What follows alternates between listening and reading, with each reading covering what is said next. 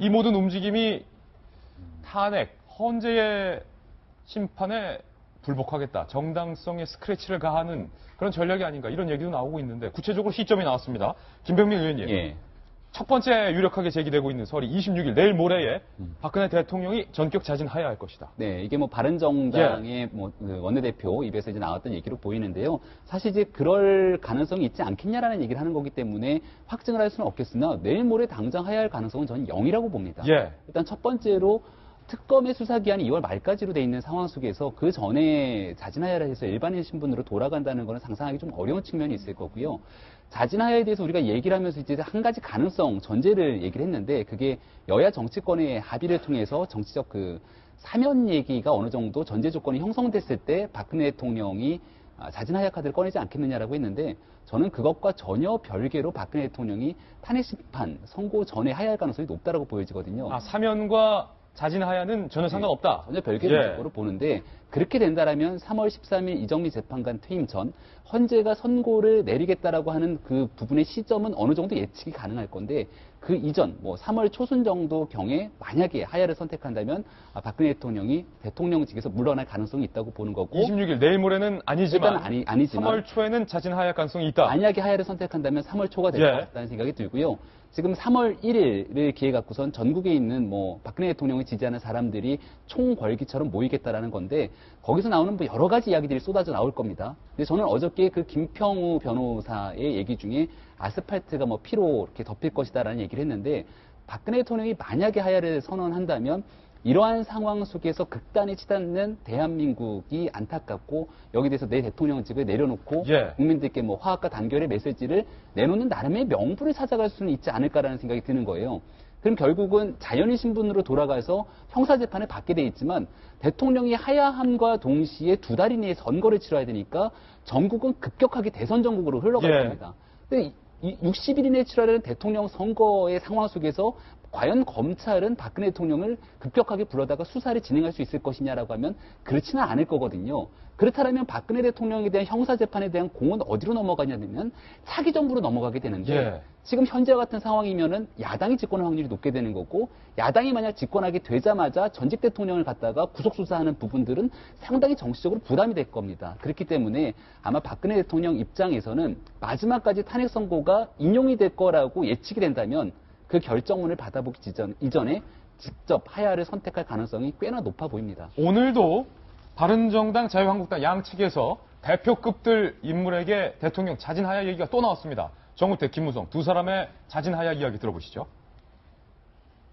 대통령의 하야라고 할까요? 사임을 말씀하셨는데 대통령의 자진하야와 여야의 정치력이 뒷받침되어야 된다. 이 문제에 대해서는 이미 청와대에서도 검토를 한 걸로 들립니다. 자진하야 하려면 빨리 해야지. 옛날에 그 이야기 나왔을 때 그때 해야지. 처음부터 그 퇴임의 시기를 처음부터 못 박았으면 중간에 이런 국론 분열도 없었을 것이고 안정적인 정권 이양이 됐을 텐데 지금 하야할 가능성이 많다고들 지금 이야기들 듣고 있습니다. 그리고 바른정당의 정병국 대표와 야권의 이재명 성남시장도 자진하야에 대한 입장을 밝혔습니다. 자유한국당과 정부 등 복수 관계자로부터 26일에 박 대통령이 하야할 가능성이 있다는 얘기를 들었다, 이렇게 밝혔고요. 급기야 야권에서도 이재명 성남시장이 박근혜 대통령이 탄핵 결과 기다리지 말고 하루빨리 사퇴하는 것이 낫다. 다만 퇴진의 조건으로 불구속, 사면 등을 내걸지는 않았으면 좋겠다. 이재명 시장이 박 대통령 자진하야 하라, 이런 입장을 냈습니다. 박 대변인. 네. 아까 자진하야 말씀 꺼내셨는데 지금 이재명 성남시장도 빨리 하야하는 게 낫다. 박 대변인 의견 어떠세요? 네. 정부를 이끌었던 분으로서. 저는 개인적으로는 하야를 하시는 게 좋을 것 같아요. 그래요? 왜냐하면은 제가 조금 전에 그 얘기 드렸잖아요. 지금 상황을 마치 예고편 같이, 예고편은 사실은 본편보다 좀 약한 겁니다. 그런데 탄핵 결정 이후의 상황은 대한민국이 정말 걷잡을 수 없이 흔들릴 텐데 제일 걱정스럽게 바라봐야 할 분이 사실은 대통령이거든요. 저는 그렇게 생각을 해요. 대통령이 본인의 능력의 문제, 공과 사를 구분하지 못하는 이 혼동된 상황 속에서 국정을 이렇게 엉망으로 만들었고 대한민국을 이 위기에 빠뜨렸지만 대한민국을 위해서 일하겠다는 안희정 의원이 얘기했던 그 지사가 얘기했던 선한 의도는 좀 있었을 것이라고 분명히 예. 믿습니다. 그렇다면 지금의 상황에서 대한민국의 미래를 가장 걱정해야 될 부분이 대통령이시죠. 그러면 후유증을 가장 최소화시킬 수 있는 부분을 고민해야 하고 그런 방법으로서 본인이 선택할 수 있는 그런 길은 뭐가 있을까? 아마 주변에서 건의하는 사람들 건의 많이 하고 있을 거고 결정적인 최종 판단은 대통령이 하겠지만 청와대가 전혀 검토하지 않고 있다는 얘기를 저는 사실 믿진 않습니다. 예. 검토를 하고 있을 겁니다. 검토를 하고 있는데 된다면은 지금 이재명 성남시장이 한 얘기하고는 좀 결은 좀 다릅니다. 이재명 성남시장은 꼴 보기 싫으니 빨리 내려오는 게 좋겠다 예.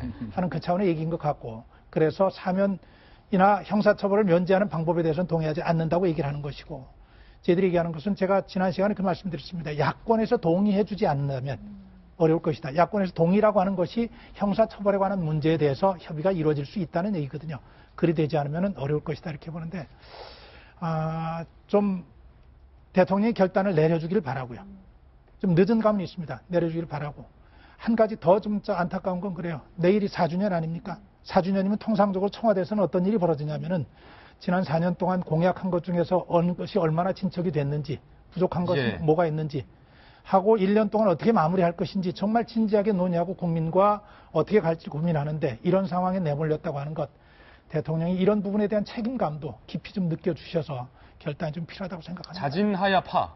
박성희 전 대변인. 예, 저는 그렇습니다. 자진하야파. 이 칼럼의 의견 어떻습니까? 자진하야 해야 한다고 생각하십니까? 반대입니까? 전 탄핵 심판을 받아야 된다고 생각을 합니다. 하야 반대. 제가 며칠 전에 말씀드린 것처럼 이제 자진 납세 기간이 끝났습니다. 지난 11월 내내 국민들이 촛불 들고 나와서 하야를 하시라. 대통령에 대해서 국민들이 할 수 있는 예. 마지막의 예의이기 때문에 하야를 하시라라고 한 달 내내 외쳤습니다. 예. 그거 구경하고 있었어요. 그리고 10월 말부터 11월 말까지 세 차례에 걸친 대국민 담화.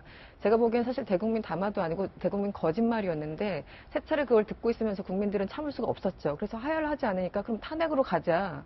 그래서 국회 탄핵소추안이 가결됩니다. 그런데 아마 청와대 박근혜 대통령은 속으로 기대를 하고 있었겠죠. 지금 여당이 버텨주면 탄핵소추안이 가결되지 않을 수 있을 것이라는 것을 기대감을 갖고 있을 예. 겁니다.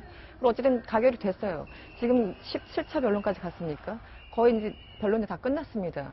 이렇게 지금 만약에 와서 하야를 하게 된다면 정말 좋지 않은 선례를 전 남기는 거라고 생각을 합니다. 예. 선의를 갖지 않은 후대 대통령이 박근혜 대통령의 사례를 분명히 따를 거예요. 만약에 어떤 법률과 헌법에 대해서 위배되는 어떤 행위를 한 대통령이 만약에 그 후대도 나온다면 똑같은 패턴을 따를 수 있는 가능성이 굉장히 높습니다. 하야라고 했다가 버텨. 그리고 탄핵소추안이 가결된 다음에도 계속 버티고 있습니다. 그리고 헌재에서 아마 인용될 것으로 예상되는 그 시기에 막판에 예. 가서 나 집에 갈게. 이렇게 얘기를 해버리면 국민들에 대해서 두 번 배신하는 겁니다. 이게 도대체 사법적인 차원에서 이래서는 안 된다. 그런 거죠. 예. 그러니까 사법적인 차원에서도 그렇고 국민들에 대한 예의도 전 아니라고 봅니다. 지금 와서 하야한다는 건 어불성설입니다. 어불성설이다. 지금 두 사람의 의견이 팽팽한데, 유 시장. 현실적 이야기를 예. 드릴게요. 이게 정치권에서 이게 뭐 면책에 대한 합의를 해야 된다. 이 합의 자체가 어려운데 사면에 대한 합의지 않습니까? 사면은 뭡니까? 대법원까지 가서 유죄 판결을 받아야지 그 이후에 사면이 나오는 거예요. 조금 이제 혼동돼서 생각하는데 보통 지금 국민들이 생각하실 때는 이게 아예 뭐 기소도 안 당하고 이런 식으로 생각하는 분들도 있는 것 같아요. 그러니까 자진하야와 사면의 논의는 전혀 상관이 없다는 걸 김병민 의원이 잘 지적해 예, 주셨어요. 사면까지 이렇게 연계되는. 근데 예. 그렇다고 했을 때, 자, 대통령이 이제 하야를 하면 어떻게 될까요? 지금 특검 같은 경우에는 28일 아니면 28일까지 수사를 해야 되기 때문에 오히려 그 결과 발표는 3월 2일 날 할 수도 있다 이런 말이 들리는데, 저기 이제 기소를 이게 연기시켜 놓는 겁니다. 대통령이 내려오는 순간까지. 그럼 하야가 되면은 이건 정치권에 합의하지 말고 하고 상관없이 기계적으로 기소가 되는 거예요. 그렇죠. 그 단계에서. 처벌은 이루어지는 거예요. 그렇죠. 예. 그 이후의 건데 저는 그러니까 한 2년 후에 대법원 판결 나고 나면은 그때 사면 될 수도 있다고 생각해요. 그때 이제 여론에 따라 가지고. 근데 전제는 그것이다. 그러니까 그게 탄핵에서 이게 판결이 받는 거하고 거의 같은 무게감이거든요. 전두환 노태우 전 대통령 사면 같은 경우에도 이 김영삼 정부 마지막에 되게 힘겨루가 있었습니다. 어떤 힘겨루기냐면은 김대중 당선자죠. 김대중 당선자 좀 YS가 빨리 내가 임기 시작하기 전에 했으면 좋겠다 인 것이고 김영삼 전 대통령 측에서는 내가 집어넣었는데 예. 내가 풀 수 있냐 당신이 이제 해가지고 풀어라 하다가 결국 이렇게 협의 끝에 김대중 당선자가 건의를 해서 김영삼 대통령이 사면하는 식으로 이게 절충형으로 처리가 됐어요. 근데 그 전에 보인 것은 그 두 사람이 수위를 잇고 대법원에서 유죄 예. 판결받고 요거 다 한 다음에 가능했던 건데 박 대통령이 아무리 지금 내려오더라도 그런 절차를 밟지 않을 수는 없기 예. 때문에 전 맹점이 있다고 봅니다. 어제 이 자진 하야를 주장하는 의원 관계자에게 전화가 받았어요. 윤태곤 실장이 사면과 자진 하야를 동일선상에 두고 말하는 경향이 있는 것 같은데 우리가 말하는 자진 하야는 사면을 염두에 두고 있지 않은 것이다. 처벌은 처벌대로 가야 된다. 지금 윤 실장께서 그 부분을 다시 한번 말씀해 주시고. 근데 사실은 지금 우리가 어저께도 얘기했지만 포드 닉슨 얘기를 하잖아요. 그럼 오늘 신문에서 대통령이 지금에 와서 하야를 하는 거는 꼼수다 이렇게 얘기를 하는데 사실 저는 꼼수가 아니라고 생각합니다. 미국에서도 탄핵 결정을 그건 이 상원에서 하니까 앞두고서 하야를 했는데 아무도 꼼수라고 안 했고 그때 뭐라고 얘기를 했냐면은 닉슨이 국론 불균형이 심해서 우리나라 미국을 위해서 내가 그만둔다 하고 그 다음에 이제 사면을 했는데 사실 닉슨 워터게이트 사건의 중요한 이유는 도청을 했다는 것보다는 거짓말 그 와중에서 거짓말한 것이거든요. 사실 도덕적인 비난이 더 큰 사안입니다. 박근혜 대통령처럼 여러 가지 헌법과 법률 위반의 사안하고 좀 다른 측면이 있어서 좀 그 수평적으로 비유하기 어렵고요.